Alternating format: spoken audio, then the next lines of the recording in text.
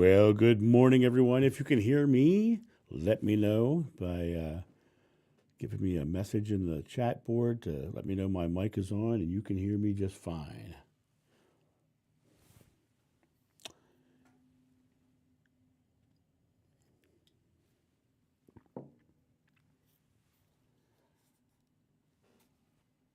Good morning, Donna Davison in Oklahoma. I hope you didn't get hit by any of that tornado stuff. Yes, I can. There you go. Excellent. Excellent. You can hear me. So we have about a 5-second delay from when I see you guys on my screen to when it goes live on YouTube. So that's why we always occasionally have those lag times. It's because of that 5-second delay. We had a massive thunderstorm roll through us this morning. Jenny Brown is in the house. Jenny, did you like that storm this morning? Hi, Sherry. How are you?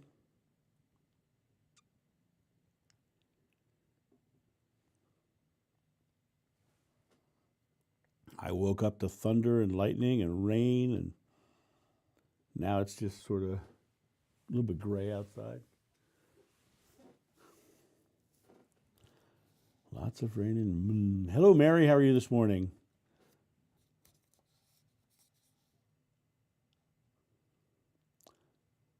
We don't seem to get too much huge damaging stuff here, but I used to have a dog, Jenny, named Nibbles, and my sister Patty probably remembers Nibbles pretty well too. But whenever there was a lightning storm, Nibbles would run into my parents' room and climb under the bed and just shiver and shake, and the bed would shake.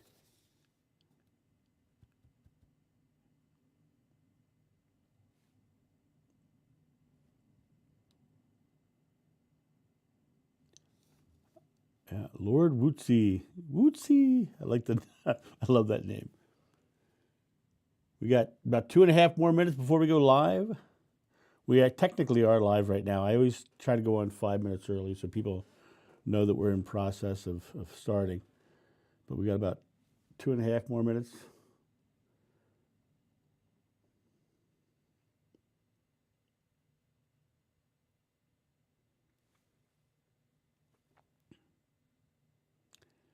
Hello, Marianne. How are you this morning?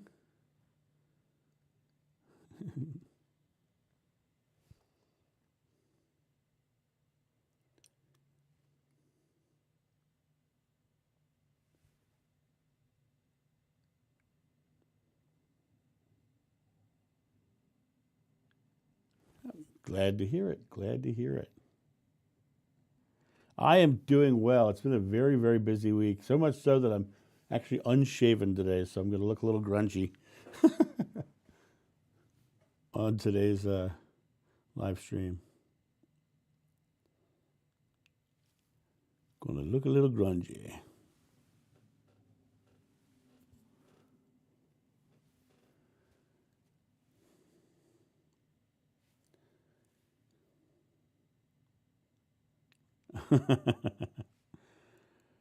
John's vacation. It wasn't actually a vacation. I have been dealing with fixing my Jeep this week and running my kid around this week and writing my book this week. I'm really trying to get my book out in the next few months, and so I'm hardcoring the writing right now. So I'm looking forward to getting that done and getting that out there before fall anyway, because I want, as any book publisher will tell you, you want to get them out before fall so that it's out for Christmas. Hey, Atlanta is in the house. Atlanta. 30 seconds before we go live.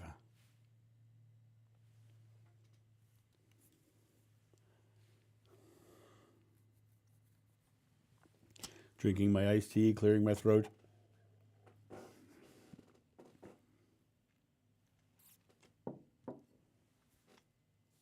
Nine, 8, 7, 6, 5, 4, 3, 2.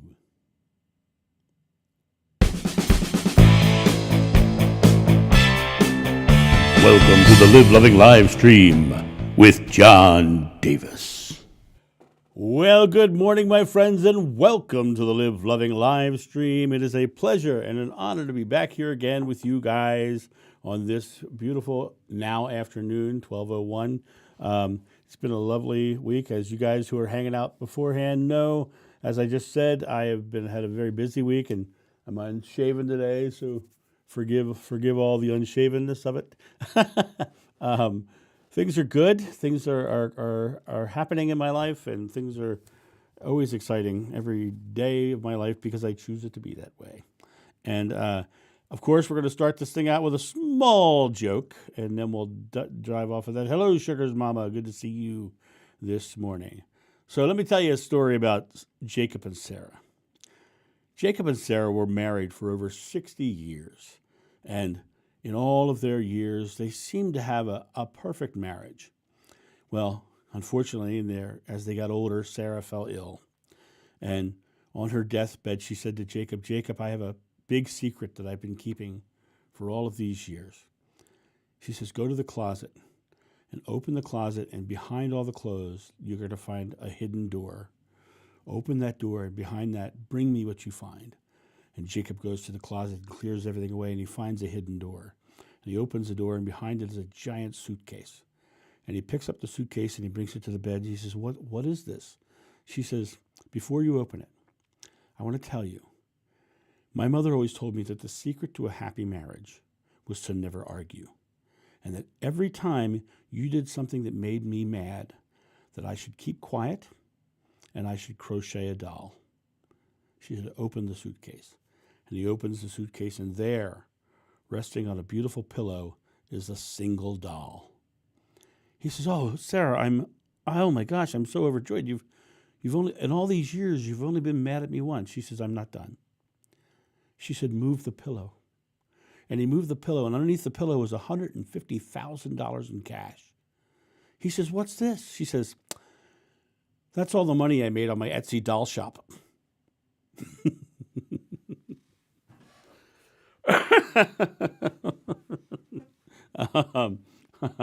So anyway, the Etsy doll shop.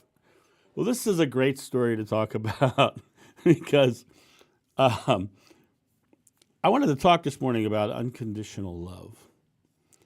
Unconditional love. The key to unconditional love is the conditions, right? What conditions are being placed on your love and the love that you're giving to others, the love that you're giving to yourself? What are your conditions? You know, oftentimes people will have conditions that you must act the way I want you to act. And in acting the way I want you to act, that is the condition that I have for you to get a positive reinforcement. For you to feel love from me, you have to act a certain way. Oftentimes we put those conditions on ourselves. We say, okay, I need to be quiet to keep the peace, to keep the positive reinforcement. But you being quiet is the condition that you've placed upon yourself. True unconditional love comes from a place of being completely you, being able to be your authentic self and loved for you.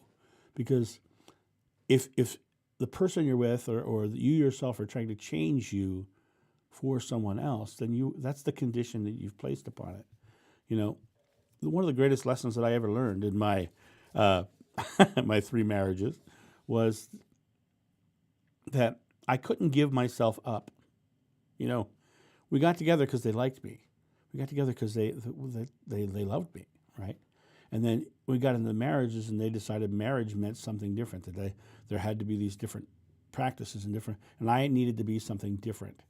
And so they decided that I should change. Well, for me, I tried to change myself to meet their expectations. And I was miserable. It was horrible. And the marriages fell apart because of 2 reasons. One, I had a condition to get their love. I had to put a condition on. 2, for them to love me, they had to have a condition on me, right?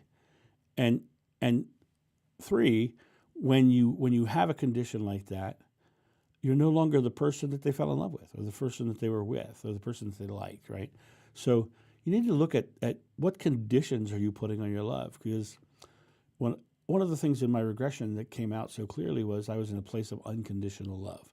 Now, I've often said that words are imperfect. It doesn't even come close to describing it. But the idea of God as love, there are no conditions in that love. You know, God, if you're in any kind of relationship, you know, gay, straight, whatever, if it's love, then that is God. There is no judgment on how love comes about. You know, that love is love, and there's no condition. But second, you started adding conditions is where the turmoils and the strifes come in, where the fears and the anxieties come in. So unconditional love has no fear. Is there a place where I can find that written anywhere? Sure there is. There's this little known book called The Book of John. You might have heard of it. It says, no fear can exist in perfect love. Well, perfect love is unconditional love. And you need to find a place of unconditional love within yourself, for yourself, and within others, for themselves, and looking at each other from the place of, I accept you how you are. I may not always like some of the things that you're doing, but I'm not going to judge you for them because it's not for me to judge you. You know, you live your authentic self, and if I can handle that, or if it meshes well with me, then that's fine. But you have to allow people to be themselves, and you have to allow yourself to be yourself so that they can see you, so they can love you unconditionally. So to me, that's really, really important that we look at love as the baseline, and the baseline has no conditions. So let me see, look at some of the comments here. X needed me to always be wrong to keep dancing on eggshells. Stayed too long. Absolutely. As my mother said to me towards the end of her life, had she not been Catholic, she would have divorced him years ago. And that's an important statement, right? Had she not had the condition, what's the condition that she had? The condition was, you don't get divorced in the Catholic Church. That was the condition on her love. To be available to your total self, warts and all, is a gift to each other. Took many life circumstances, some terrible ones, to get here. Yep, and your life circumstances are a product of your delivery of, not delivery, the balance between love and fear. Your life circumstances are pretty much dramatically created by that balance. And once you find that space, once you find that place of where are these conditions and when can I release these conditions, then everything changes. So I think it's really important that we look into how we love ourselves, how we love others, how we allow others to love, because right now there's a lot of states right now who are creating all kinds of new policies about how people should love, how people should live. There's stores right now that won't allow gay people to buy wedding cakes. Why? Because that's the condition. They're not allowed to do that, and that's the condition that they're putting on love. And it's sad, yes, but all we can really do is to not support the people who are putting those kind of conditions on. So if the baker in your town has stopped serving gay couples, then stop buying cakes from them. I mean, and here, oh my God, John's talking cancel culture. Well, if you want to support love, support love. I'm not talking about going out and getting a giant fear-based movement against something. I'm just saying if they don't mesh with your expression of love and who you are, then don't support it, because it won't make you feel good going to a place that you know that thinks that way. You're going to walk in there, you're going to have that in your head. You have that reality. Consequences culture. Well, and it's interesting. Mary, do you think consequences culture is a bad thing or a good thing? I think it's just a matter of living my life, and I don't buy certain things because of the fact that they don't match me and the loving vibration that I'm putting out in the world. Perfect love begins with self-love. Well, think about what is self-love. Self-love is a great concept because you and God are one, and God is love. So it's you and your individuality coming to grips with the fact that you are love and you are God. And so self-love is just realizing you are love. And when you realize that you are love and you are perfect the way you are, no matter how you are, then you realize that you yourself are the product of God, product of love. And in that being that product of God, product of love, then you realize that let me just go back and say that word, real eyes, real hyphen eyes. You create it into reality. You realize love into reality. And so when you think about that, think about how you create that. Does perfect love begin with self-love? Yes, can be both. It is, in fact, technically, I would say, Mary, it is both, because it's all one. It's all one. So the interesting thing is when you go out into the world, do you catch yourself judging others? And if you are, then what's the condition you have on them? My hard-earned money.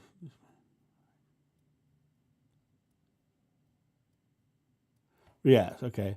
My hard-earned money to spend where I choose. Bakery is not canceled, but it's a choice not to go there. Exactly. This whole concept of cancel culture is very interesting. I know that, like, when I see an actor who does something abhorrent and we discover, and it's proven, because there's also a lot of false stories too. But when they're caught, they're guilty, and they've admitted their guilt. I don't like their movies anymore. I remember when I was a kid, and before I go on with this, and it's not because I didn't like it before. It's not because I didn't enjoy their movies before. Not because I didn't enjoy their product before. It's just that then now, when I listen to it or watch it, all I can think of is that person is, really someone I don't like to even look at, right? To give you the perfect example, I was a big Bill Cosby fan. I had all his albums, The Chicken Heart and all those great stories, and I can't even listen to his stuff anymore. I just every time I listen to it, I just can't go there because it doesn't feel good to listen to him, especially after hearing his Spanish Fly routine that he did all those years ago, where in his comedy routines he talks about drugging women, and so very interesting. And Fat Albert, yeah, Buck number one, come in, but I can't listen to them. I just can't listen to them anymore because every time I listen to them, I think about that Bill Cosby and those 26 women, Yeah.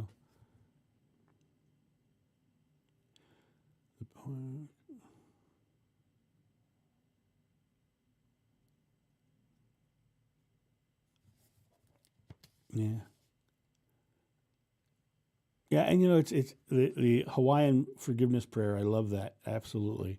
And I'm glad to see other people feel the same way about Bill Cosby. And one of the things that saddens me about the whole Bill Cosby story was the fact that he had made such great strides of showing different races, the black culture, as normal people.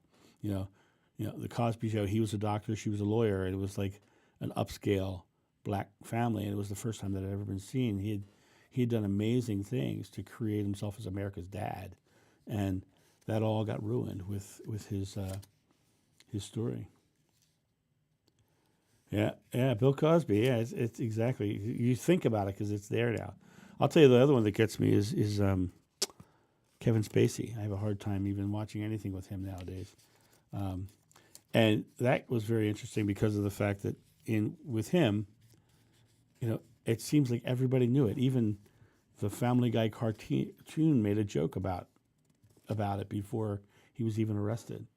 So I have a hard time even watching his stuff, and I always thought he was so profoundly talented. Usual Suspects, one of my favorite films. Have a hard time watching it now because he's in it. But it's not because I am actively, consciously saying I am canceling him.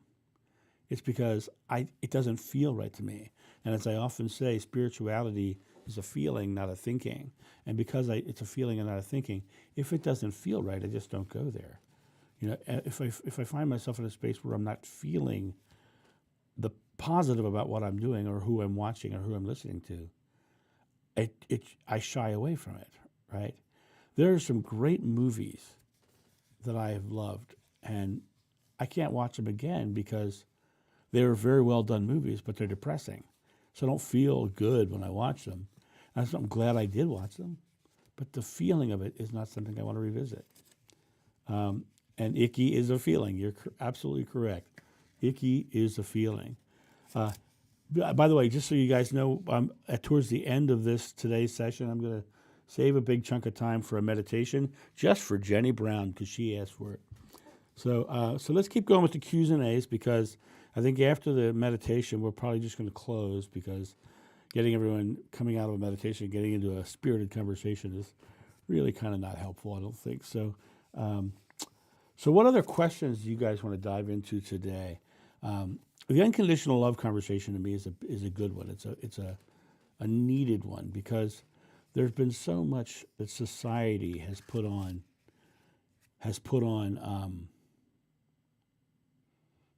how we love and who we love and what we love, and there's been so many religious things that have been put on how we love and who we love and what we love. There have been so many, even in familial. You might have a racist family who's like, you can't be in love with a black person or a Asian person or a Arabic person, and it's very interesting how that is the condition that's been put on. We need to realize what is unconditional love, and does anyone here have an example of a condition that's been put on your love, or a condition that you yourself have put on love? Because I would love to have that come out as a conversation. Or even if someone you could even say, I have a friend who, if you want to do it that way. Positivity is good. How about bypassing so-called negative feelings? The question is, are you bypassing them, or are you just suppressing them? Because if you're just suppressing them, that's one thing. When I find negative feelings, I go, oh, I don't like that. I am not doing that. I am doing this. And there are times the negative feelings come up, but you have to go through it anyway, just because that's the way the world works. Sometimes I don't like picking up sticks in my yard, but I'm going to do it, right? Right? Whatever. I'm just making up a reason why, but I actually cheat when I pick up my sticks. I drive around and pick them up. But okay, great, Robert. Great. Thank you. I've never been able to experience unconditional love. I just don't have the ability. Okay, that last part of that. I just don't have the ability. That is your present moment belief that stops you from experiencing it. Excuse me. That's the present moment belief that stops you. I don't have means I am unable. God's name is I am unable, so I can't. So, and this meditation today is all going to be about getting you to a place where you can feel it. And so, stay with us, Robert, and I promise we'll get you there.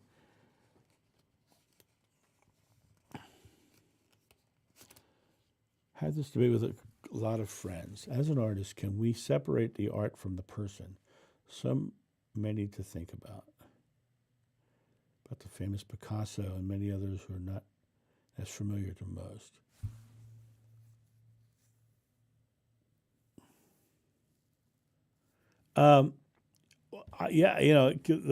That one right there comes up to, what do you think about Michael Jackson? I mean, his music was his art. Every time I hear a Michael Jackson song, I think about the allegations, and I think about the stories of Corey, what was his name? Corey Feldman, who basically said he was abused, and it's not been really pushed.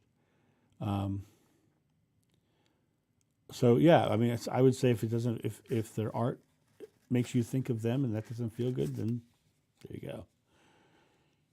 My niece came out as gay in high school, and I love her more now. Protective aunt here, and our family all accepted her, 100%, and it is lovely. That is a beautiful testament to unconditional love, because, and it's really interesting. I've known a lot of gay couples, and the percentage of successful gay couples is greater than successful straight couples. of the ones I've known. The ones I've known have either been in dysfunctional relationships, should have been divorced, or are divorced, and the majority of my gay friends are either married or with their long-term partners for decades, and they seem just as happy as can be. So I think it's beautiful that your family has embraced your niece that way, and the fact that you also recognize that she came out that way, because it's very natural. Catholic family too, yeah. Catholic families do it. You can ask my sister about that. We went through the Catholic stuff ourselves. I feel like I put conditions on people if they aren't being loving back, like someone being racist or homophobic or a total jerk. Is that wrong of me? You don't have to like what anybody does. You have to also recognize how fear-based they really are. So when I look at them, there's no judgment on you. That's a condition that you're putting on yourself. You're saying, am I wrong? Am I wrong? Who says you're right or wrong? You don't have to like what they do. You can recognize that the fear that they're in, and you can be like, oh, I recognize the fear they're in. I'm not associating with that sort of negativity. I can't tell you how many times I've told people, I said, I'm sorry, I'm just not into the negativity that you put out. And it usually ends a friendship. I'm okay with friendships ending. I'm okay with that, because you have to love yourself enough too, because a negative person will use you as the sounding board for negativity. And all that does is put negativity in your life. Unconditionally love yourself enough to say, I'm not embracing that. And sometimes you have no choice. You're working with somebody who's negative. You don't have to actually in that situation say, okay, I'm not living that with you. You can say something like, you know what, I don't have time for that today. And just start giving them less of your time. That's loving to you. The idea of forcing yourself to be surrounded by negative people because they're at your workplace or because they're in your family, you don't choose your family, and people will argue with me on that all day. There's not a soul contract, in my opinion, and my belief. It would go against everything I've been taught. So the idea of choosing potential, sure, and potentially saying this, but I don't think it's a contract that has to be. And sometimes, maybe how do you know that if you did choose your family? How do you know you didn't choose your family specifically? You can say, no, I love myself enough not to deal with that. And so, there's a whole bunch of different animals there that you can go down. But I think it really comes down to you realizing that you have the choice of loving yourself as well, and putting yourself in a situation that is in subjugation to somebody else's fear and negativity is never a good place to be. I'm here. Great. Awesome.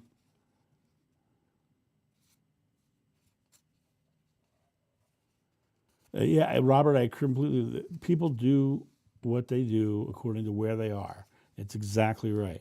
Some people are just more fearful because that's where they are on the road to love. They're in the beginning and down there in the fear, right?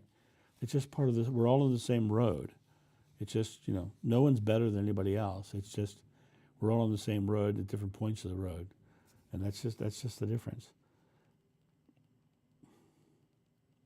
Don't have to like bad or toxic people, but I don't have to hang out with them. There you go. I have dismissed many a toxic person from my life. If your compassion does not include yourself, it is incomplete. Buddha. Hey, Buddha was a wise guy.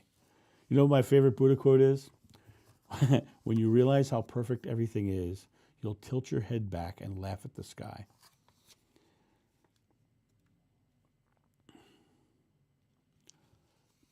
But doesn't spirit channel great art, music, etc.? That comes from source. So explain.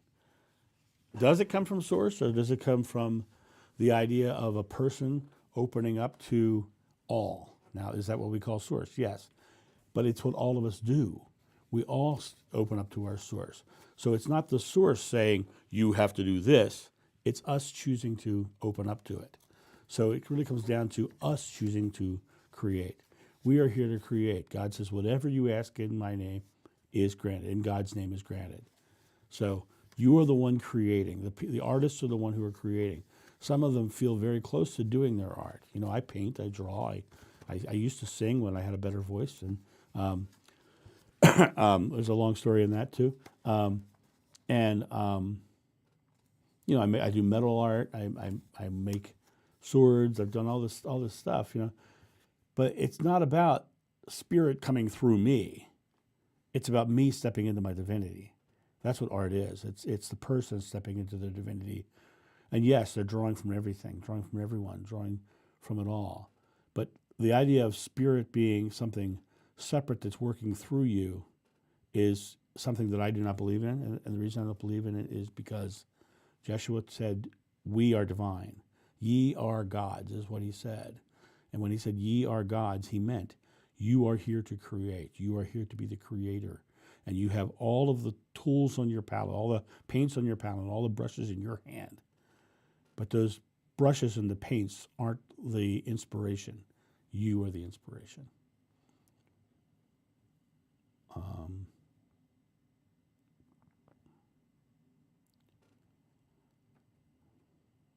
Love it. All right, Mary, so the second you take need out of that sentence and change that to I am returning to my art, I am doing my art, I am loving and enjoying my art, I am creating beautiful pieces of art, that's when it'll happen.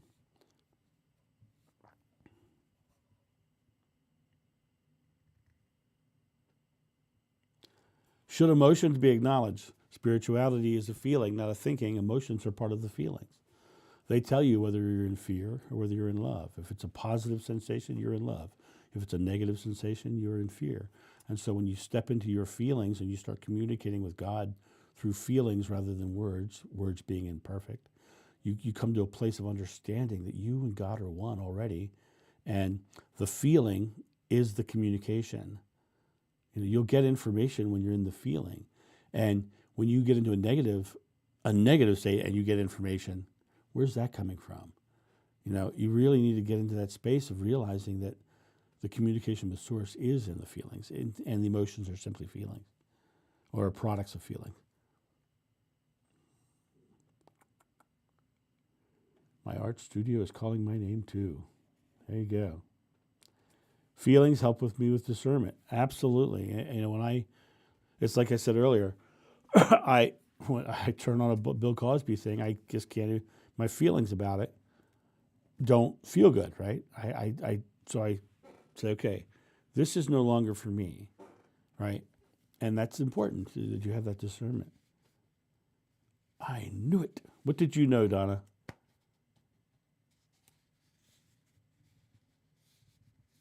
I would love to hear what you knew, because that's, to me, is interesting. You know, I often say words are imperfect, and I've explained it this way before. When I had my regression and I had that moment of feeling God, and for the lack of a better word, for feeling God, the only way I describe it to people who don't understand is I say I was immersed in unconditional love. And it doesn't come close because words can't describe it. It's a feeling. And it's the best I can do is to say that. Immersed in unconditional love and full expansiveness, right? But it was a feeling, not a thinking. It was not, words can't describe it because words can't describe the feeling that I had, if that makes any sense. We outgrow things no longer for us. Absolutely. And I find it interesting how foods that I used to love as a child, I can't eat now because they're just too sweet or they're just too whatever. But I watch my son; he can eat anything, and like add more and more sugar or more and more ketchup. And I can barely eat ketchup nowadays. But when I was a kid, I used to slather ketchup on everything. I can barely eat it now. You know, if I have a hot dog, it has mustard on it, right? And he has ketchup on everything. But you know, as you grow, you outgrow things, and they're no longer for you. And I think it's really important. It's the same thing with things in your life, the activities, things that you do, people as well. Sometimes you outgrow people. I mean, there are people in my life who I've known and went to high school with, or grew up with, who are still living in in the same town, who are still doing the same job that they had back then, who are still, acting as if they're still in high school, and I, now I go back and I just can't even relate to them anymore because I've had too many life experiences.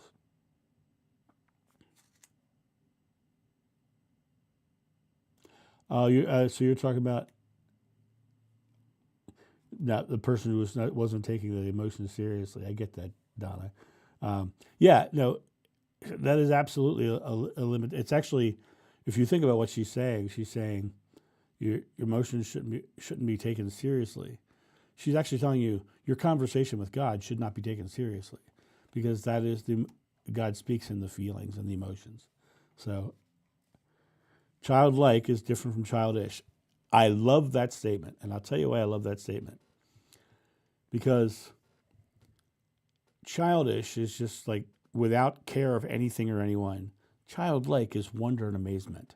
And when I first went out of body and I found myself in that white pure expanse, and that person was standing there, I felt like a child in wonder and amazement. I was like, wow, what is this, And feeling that that childlike wonder and amazement and joy was so beautiful and so wonderful. And realizing that all of the junk that's crammed into our heads down here in the physical world don't matter there. Does not matter there. Because those are physical world constructs or physical world laws. And I hear people use the word laws a lot. And anyone who says there's a law in the physical world, it's a physical law that has been labeled as a law by someone somewhere. They've created it as a law. And it's interesting. It was believed for years and years and years that no one could run a 4-minute mile. It was almost like an unwritten law. 4-minute mile was impossible. Then someone broke the 4-minute mile. Within months, several people broke the 4-minute mile because they knew they could. They knew it was possible. And so that 4-minute mile was broken. And so nothing is impossible. And things that we can't explain away now will be just known in the future. That's one of the issues that I have with a lot of scientists is they are judging everything on what they know now without any concept of what could be or what might be. I often hear scientists say stuff like, no alien could ever make it to Earth because the distances are too vast. They could never get here in their lifetime. How do they know? How do they know how long their lifetime is? How do they know they don't have some sort of propulsion that gets them here faster? How do they know that they don't have technology that's 1,000,000 times more advanced than ours? How do they know? They don't know. They don't know. They just have empirical evidence of what the laws of this physical world are. And those laws of the physical world are absolutely 100% just theories based on evidence that they have found so far. I had someone tell me the other day that the Big Bang Theory is not a theory, it's fact. It's not fact, it's a theory. That's why they call it the Big Bang Theory. They have no physical proof that what they're saying is true. They have extrapolations, but oftentimes those extrapolations have been proven wrong many, many times. It's still a theory. Almost everything that you deal with in life is still a theory, scientifically. And so think about the concept of all of those theories are physical world theories. And this idea that what you think you become, you create your world. If they think their theory is correct, won't they find evidence for it? Because they're creating that into their experience.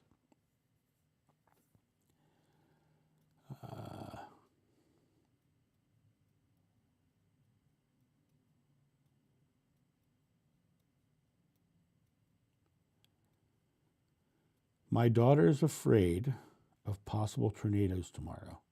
She wants to know what John would do about the fear. She's been through several bad tornadoes.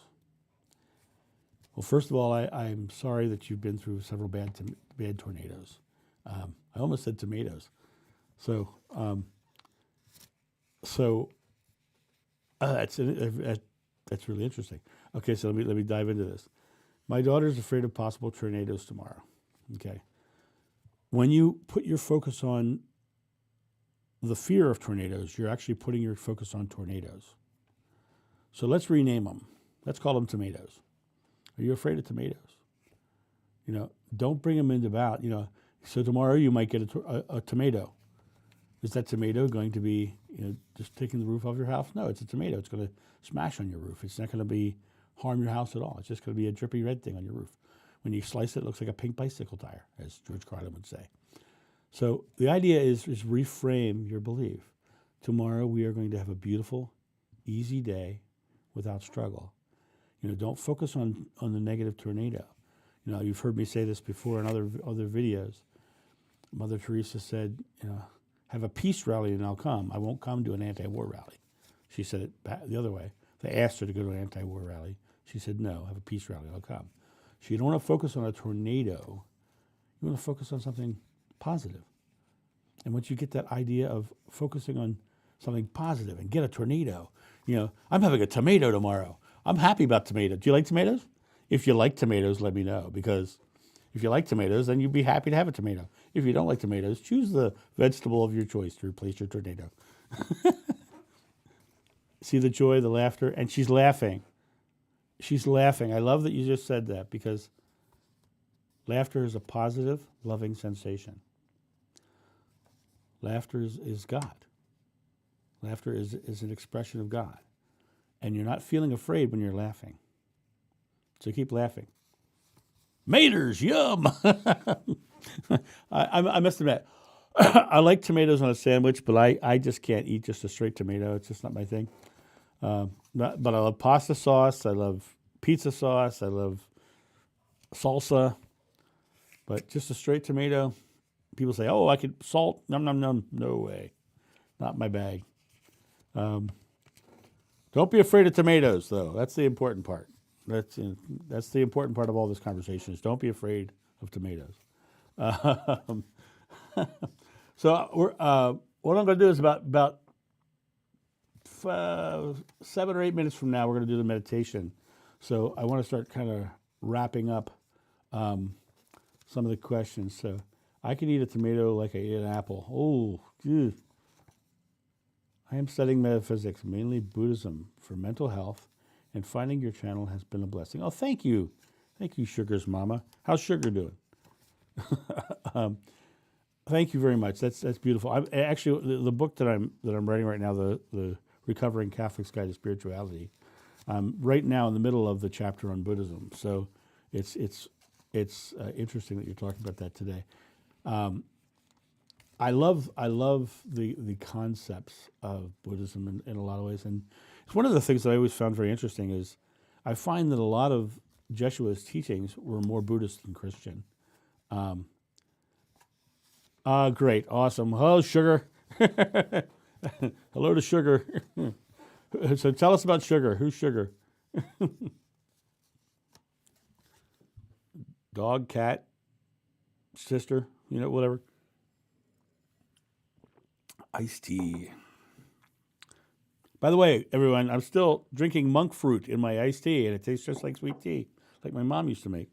But 0 calories, 0 carbs. And I don't sell it, so this is not a paid endorsement. This is just me saying it's a husky. Oh, I love huskies. Huskies are beautiful. Well, who knows? Maybe in a past life, could be your sister.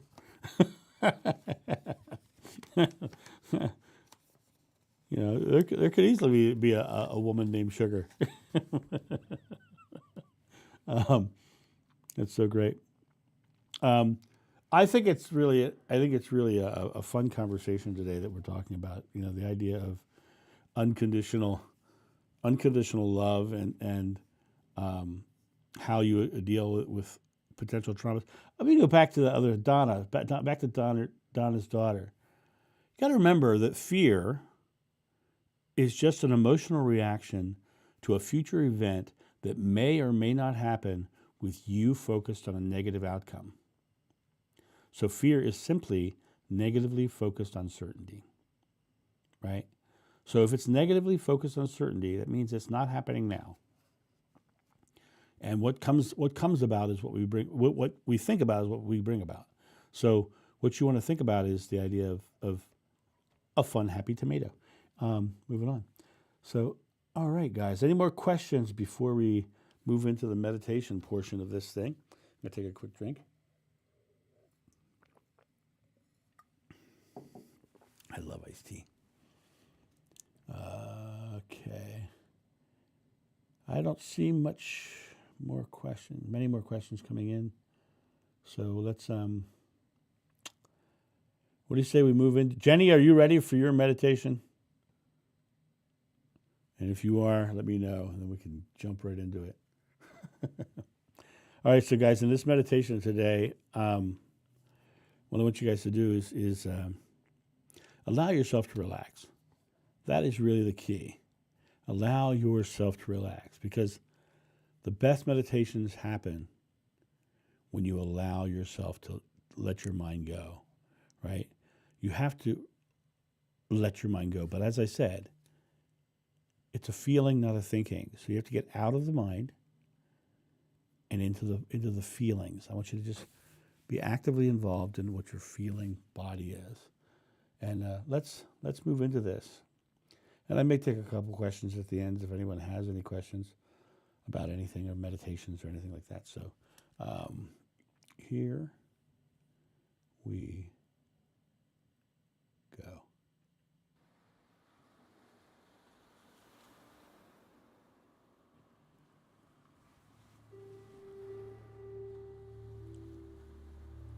So allow yourself to breathe normally. Don't think about how you're breathing. Just allow your body to do it on its own. I don't want you to think about anything.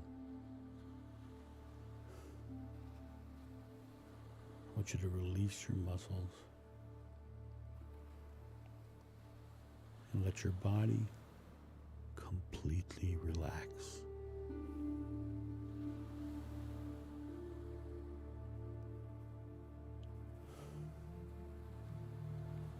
As you completely relax, I want you to just be aware of how good it feels to set down your thoughts. How good it feels to be in a space unhindered by the world.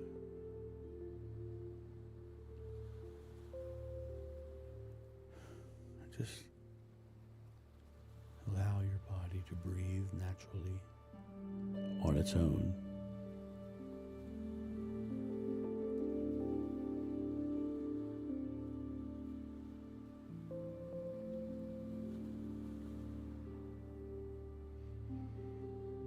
At the bottom of each exhale, when you're fully relaxed in the body, find that feeling, that sensation of freedom. Freedom from thought, freedom from fear,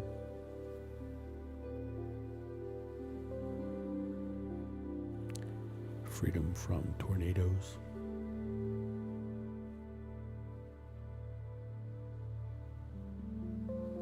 simple freedom.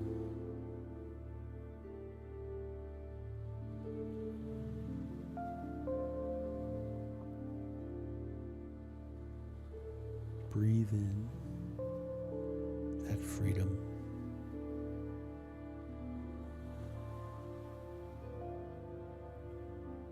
Allow that feeling at the bottom of every breath to swell.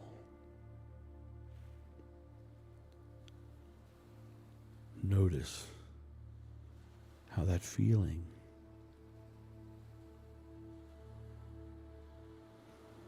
can be felt in your head,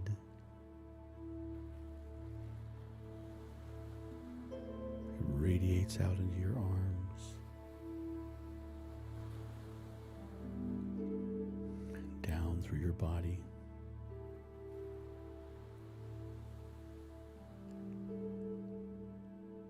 That is the feeling of unconditional love. That is the feeling at the bottom of every breath.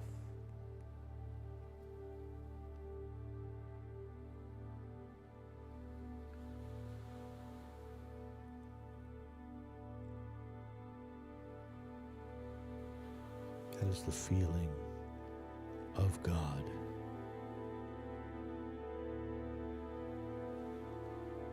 You are in communion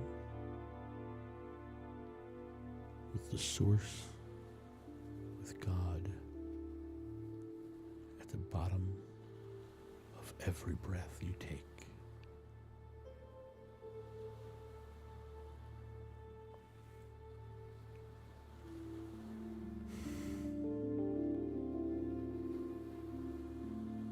As you feel that feeling permeating through your body, realize that you can consciously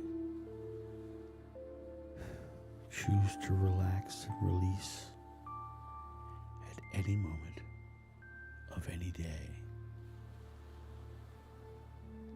You have the power of bringing God and unconditional love into the world.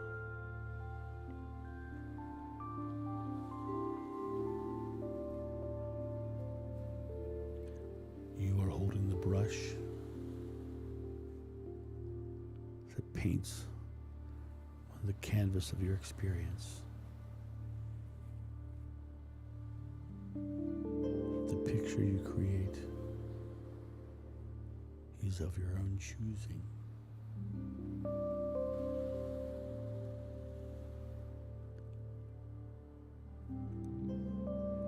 By giving this time and this love to yourself, you have brought love into your world. You now are loving yourself. And in loving yourself, you are loving others. Because the more calm and in love you are, the more calm and love you bring to the world and the people around you.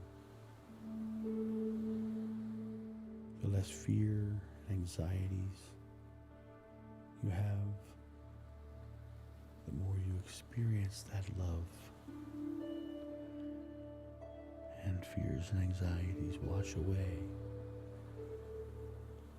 Because no fear can exist in perfect love. Release that perfect love into the world. Allow it to flow from you to everything and everyone. Because you are one with everyone and everything.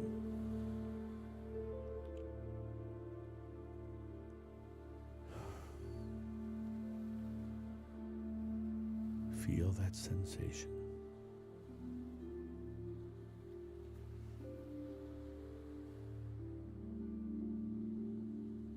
And the more you take the time to feel that sensation at the bottom of every breath, the more you will feel it, the more it will grow, and the more you'll be able to have it at your beck and call. Walking through life, you can take a moment and bring that feeling in.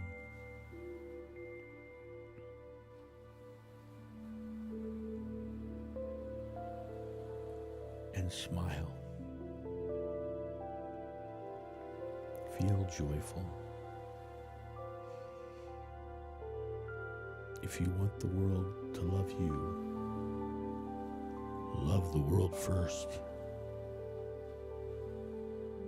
Be the love you want to see in the world.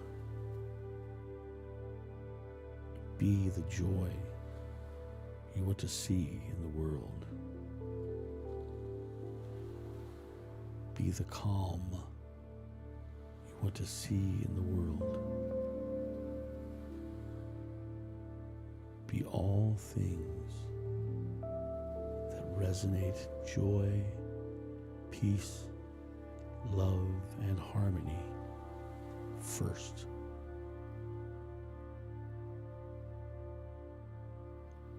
Let your life shine so bright that others take notice. They look at you as an example of unconditional love. And you will feel it all the more because they will recognize it within you. They will recognize you bringing love to the world. And they will love you for it. They will smile back. They will start conversations. They will compliment you. They will give you love in all the ways that make you feel love more.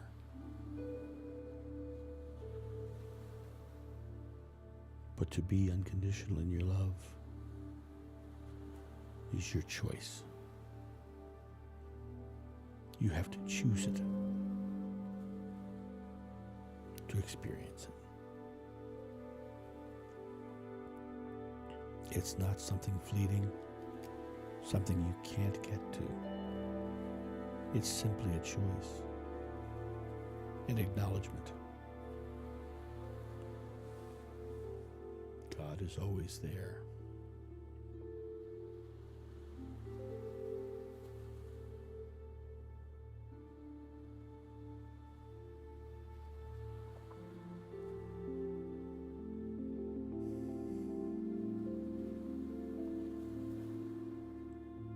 Recognize your connection.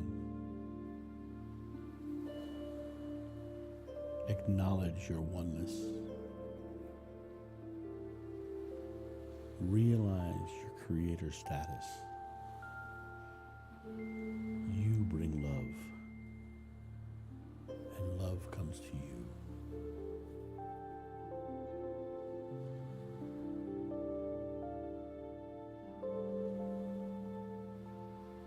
Be it. Live it. Love it.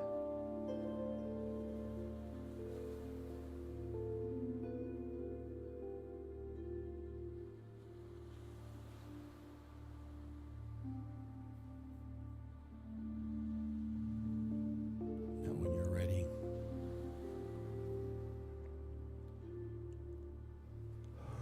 start becoming aware again of your room surroundings and where you are.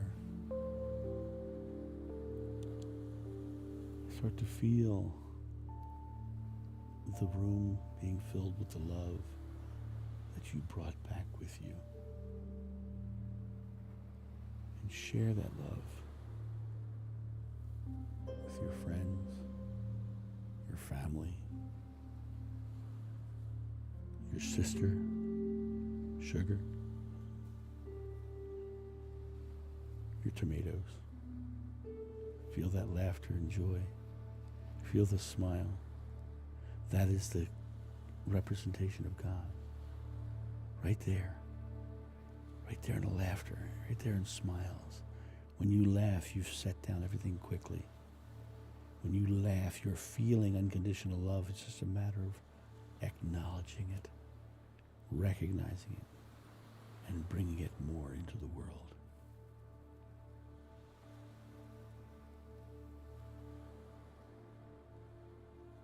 We will see you on the other side.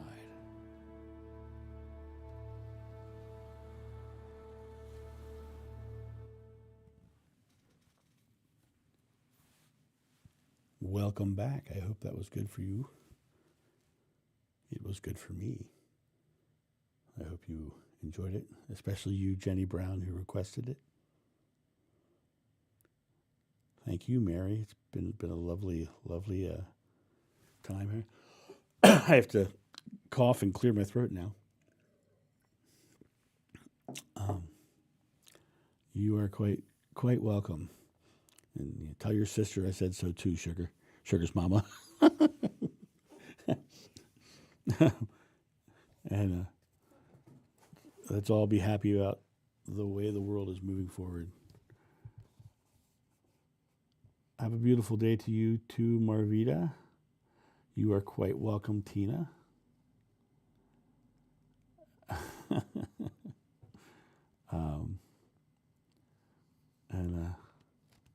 The one big lesson I want everyone to get today is don't be afraid of tomatoes. You guys, this has been lovely. If there's any last minute questions you have, please let me know, and I will talk to you. I'll give you the answer that I can.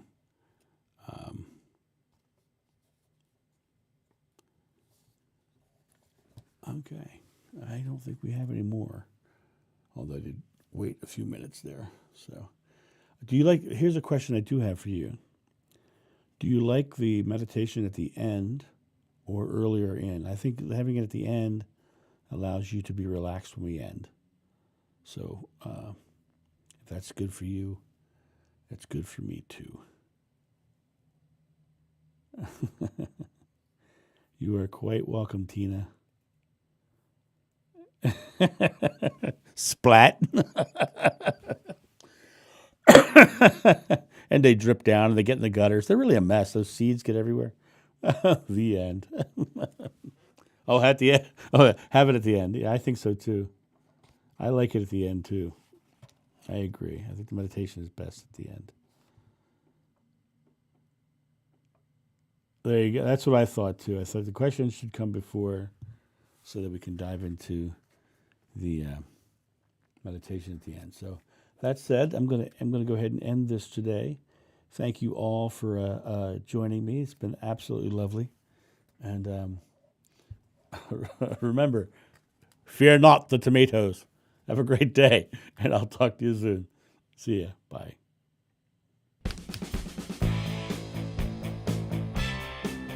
Thank you for joining us at the Live Loving live stream. Don't forget to like, subscribe, share, and visit us at johnofnew.com.